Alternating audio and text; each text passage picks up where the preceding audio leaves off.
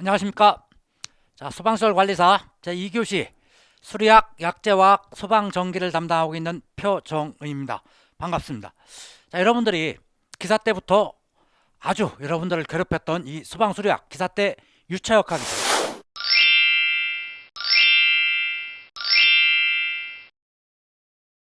유차역학, 연력학 이 부분하고 그리고 소방전기기사에서 이 소방전기회로 쪽 이쪽 전공하지 않으신 분들은 상당히 어려웠을 거예요. 대부분 계산 문제들이고 그 계산 문제들을 이해하지 못하고 풀려면 잘 안 풀어지니까 결론은 뭐 모르시는 분들은 대충 답 외우는 거잖아요.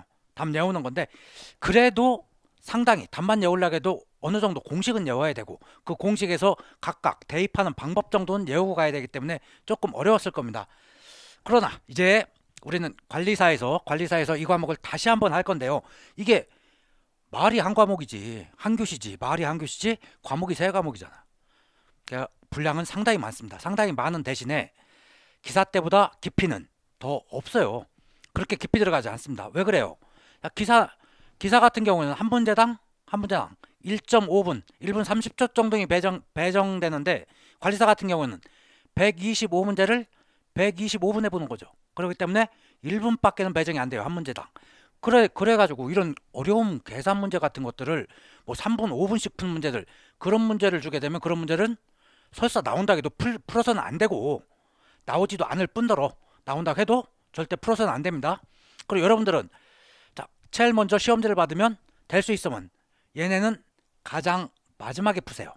가장 마지막에 푸시고, 가장 빨리 풀리는 암기 과목들을 먼저 푼 다음에 시간을 최대한 확보를 하고 얘네들을 마지막에 푸세요. 풀어가지고 정 못 푸는 것이 있으면 그때 버리더라도 그래야 시간 조율이 되지. 얘네를 먼저 풀면 얘가 2교시니까 1교시 풀고 그 다음에 2교시 풀었는데 얘네들 안 풀리는 문제들 여러분들 괜히 또 잡고 고민하고 어쩌다 보면 시간이 쭉 가는 수가 있어요. 그러다 보면 뒤에 쉬운 문제들도 다 놓칠 수가 있기 때문에 시간 배정을 잘해야 됩니다. 절대로 시간이 남지 않아요. 자, 저도 시험을 봐봤지만 빡빡합니다. 그리고 답안지 마킹하는 시간도 있어야 되고 최소한 10분 이상은 남겨놓고 해야 됩니다. 마킹을 그때그때 해도 되지만 대부분 마지막에 할 거예요. 마지막에 하는데 하다가 한번 틀리면 또 카드 바꿔야 되고 하는 시간까지 생각을 해가지고 10분 이상 확보를 해놔야 되기 때문에 상당히 시간이 부족한다는 거예요. 실질적으로 자 1분에 한 문제라고 하지만 그런 시간 빼고 어떻게 빼고 하면 1분도 안 주어진다는 얘기죠. 그래서 자 우리는 공부를 어떻게 할 것이냐, 최대한 얕게 너무 깊게 들어간 문제는 과감히 버리고 그리고 그런 문제 할 시간이면 화재 안전 기준 하나 더 외우는 거예요. 여기에서 할 수 있는 거 그리고 2차에서도 뭐 조금 응용이 되는 거 그 정도만 하는 거지. 이 교재에 실린 거 어떤 것들은 보면 우리 전기 같은 거 보면 전기 기사의 회로 이런 문제들 저 깊숙이 있는 그런 문제들도 가끔 있고 그런데 그런 문제는 과감히 버립니다. 과감히 버리고 얘네들이 예전에는 수리학이 많이 나오고 그 다음 소방전기 약제화학 순으로 이렇게 출제가 됐었어요. 근데 지금은 거의 평등하게 출제가 됩니다.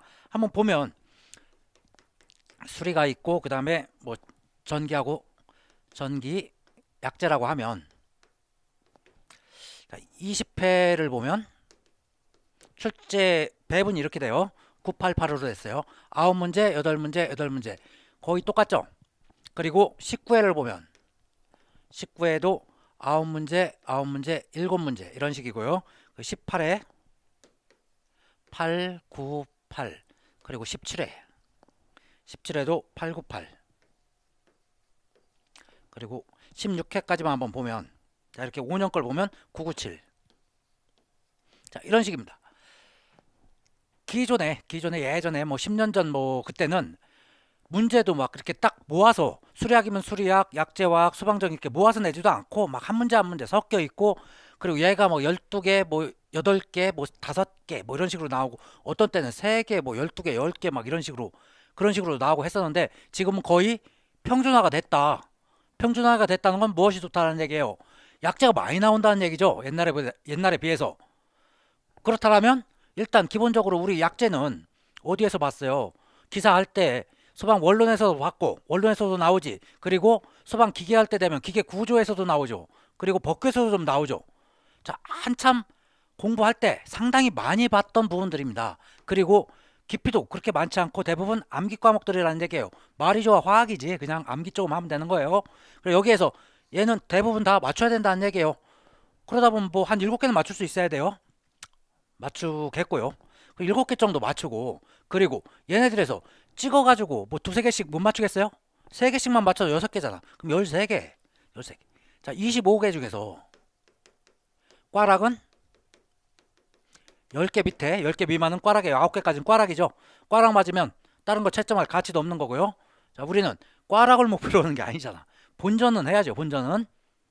자, 최대 본전으로 잡는 겁니다. 본전이면 얼마예요? 60점을 본전으로 하는 거니까 15개가 60점이에요. 60점인데, 자, 얘가 7개 정도 맞고, 얘 3개, 3개 찍어서도 맞춰도, 자, 13개 정도 맞는다는 얘기예요. 조금 그럼 공부했다. 조금만 공부했다. 그러면 4개, 4개 맞출 수 있잖아요. 8개에다가 7개 하면 15개 정도는 충분히 맞출 수 있다는 얘기입니다.